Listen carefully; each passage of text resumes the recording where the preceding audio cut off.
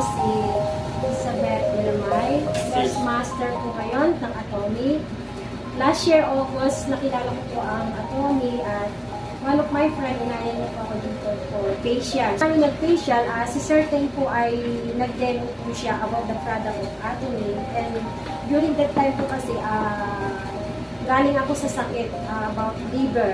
So, yung liver ko po kasi namamaga.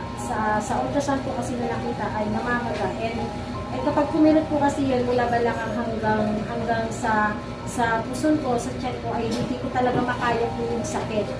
Yes po, pabalik-balik na tinitake nila po ng injection at binibigyan ng gamot. Pero pag na-injectionan po kasi ako, naghihil naman po yung sobrang kirot po nung aking katawan, yung body ko po, yung balakang ko, yung tiyan ko.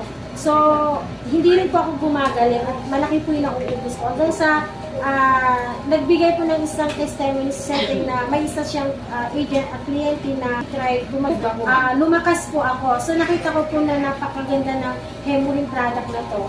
And ng Panginoon, lahat po yung mga nararamdaman po ay ginamit po ng Panginoon na instrumento.